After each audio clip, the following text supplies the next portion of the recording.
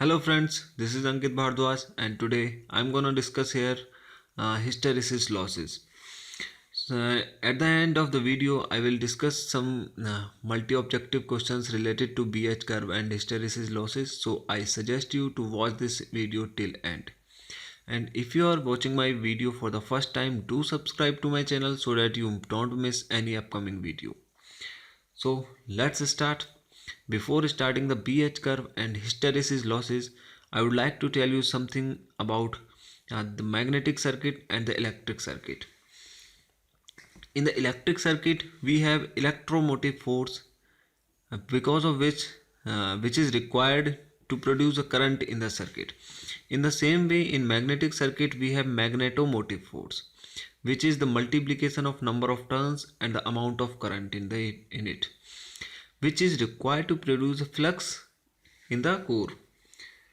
The amount of magnetic flux set up in the coil depends upon the current and the number of turns. If we increase the current or number of turns, the amount of magnetic flux also increases and vice versa. The product Ni is known as magnetomotive force, which resembles to the electromotive force in electric circuit. As electromotive force is necessary to produce a current, in the same way magnetomotive force is also necessary for the production of flux, that is phi. Now I have few terms related to magnetic circuit like reluctance, magnetizing force, flux density, flux, magnetomotive force. As we have resistance in electric circuit, the same thing in the magnetic circuit is known as reluctance. Reluctance, that is which opposes the flow of magnetic flux. Magnetic flux is phi and magnetic flux density means the flux per unit area phi by A, and the unit of magnetic flux density is Weber per meter square. One other thing, we have magnetizing force. Magnetizing force we denote it by H, that is Ni by L, and the unit of magnetizing force is ampere turn per meter. And reluctance, that is which opposes the flow of magnetic flux, is known as reluctance in the magnetic circuit. Now I would like to tell you about BH curve. BH curve indicates the manner in which the flux density, magnetic flux density. I forgot to denote the magnetic flux density. We denote it by B. The BH curve indicates the manner in which the flux density B varies with the magnetizing force H. First, for non-magnetic materials, B is equal to mu naught H, where mu naught is 4 pi into 10 to the power minus 7, and that is a constant value. As the mu naught is constant, so B and H are directly proportional to each other and the BH curve is linear. But for magnetic material, B is equal to mu naught mu r H, where mu r depends on magnetic flux density, and so the curve is not linear. For magnetic material like iron, steel, etc., the curve drawn will be something like this.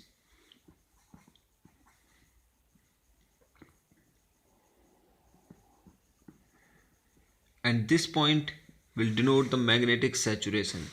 At the point of magnetic saturation, in the magnetic material, all the domains will be aligned in one direction of magnetizing force. That is the point of magnetic saturation. Now we have hysteresis loop. I have magnetic core and some voltage source which will produce current and magnetic flux in the magnetic core. Now at this point we have magnetizing force 0 as the current is 0 in the circuit. Now as current in the coil increases, H also increases. At first point current increases and we know S is Ni by A L. If current increases then H also increases, and so does B, because B is equal to mu naught H. The BH curve follows the path 0 1. For magnetic material I am drawing this.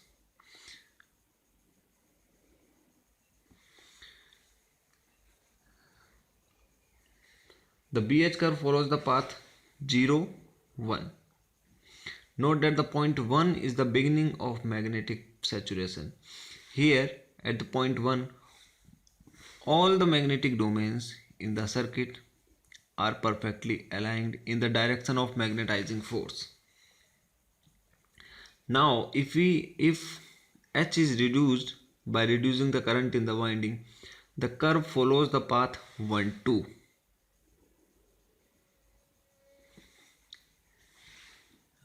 Let me denote this point as 2. Note that after magnetic saturation has been reached at point 1, decreasing H does not reduce B along the same curve that it followed when H was increased. At point 2, H is equal to 0. At point 2, H is 0. But B is not 0. B has a finite value. This lagging of B behind H is called hysteresis. Lagging of B behind H is called hysteresis. This is explained by the fact that magnetic domains retain their alignment to some extent after the magnetizing force is reduced or removed. Means these domains cannot change the direction as the H is reduced or the direction of H is changed, because there is a friction in the domains, and that friction is the loss, that is hysteresis loss. I remind you, I will explain you later. So the magnetizing force is reduced or removed. So as we can see from the figure, a certain flux density called residual flux density. This flux density is residual flux density remains in the core after the current and H is reduced to 0. The degree to which a magnetic material retains its magnetism after the magnetizing force is reduced to 0 is called its retentivity. The degree to which a magnetic material retains its magnetism after the magnetizing force is reduced to 0 is called its retentivity. Now, if the direction of H is reversed by reversing the current, the BH curve follows the path 2 3. 2 3 means in this direction. Let me take this point as 3. Note that a considerable amount of H is required to return the flux density to 0. At this point the flux density is 0, means this considerable amount of H in reverse direction is required to return the flux density to 0. The negative value of H required is called coercive force. That is coercive force.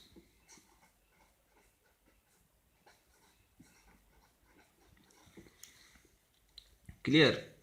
Now as H is increased further in the negative direction, B also reverses direction and increased negatively. If H is increased further, then the direction will be like this.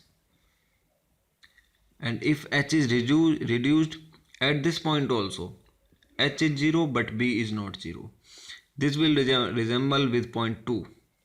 Let me denote it as 4, 5, 6 and again 7.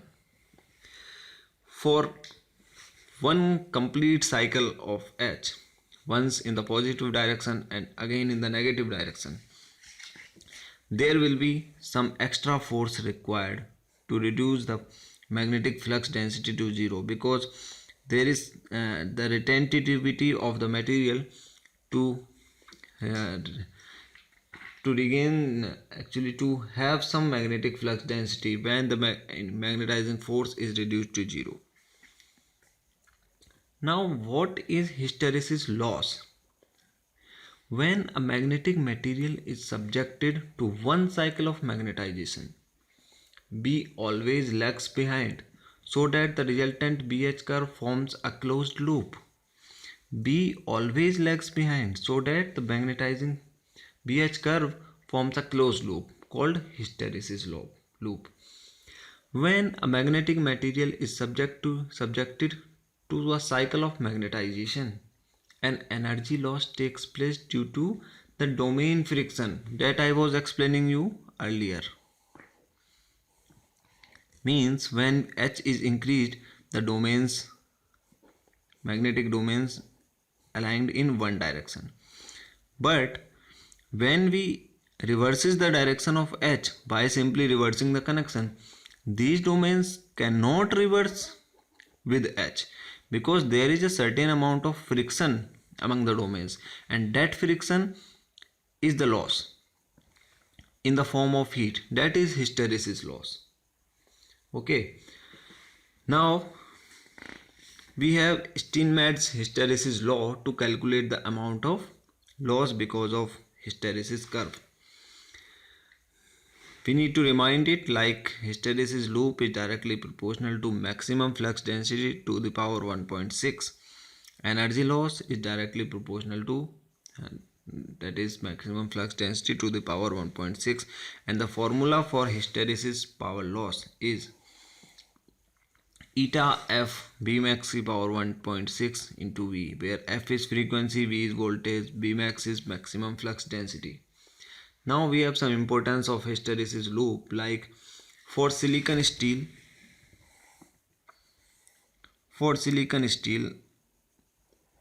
the curve will be very thin, while for hard steel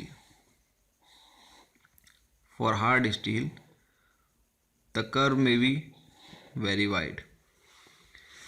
So as the smaller the hysteresis loop area of the magnetic material, the less is the hysteresis loss. The hysteresis loop for silicon steel has a very small area. For this reason, silicon steel is widely used for making transformer cores and rotating machines, which are subjected to rapid reversal of magnetism. But hysteresis loop for hard steel indicate that this material has high retentivity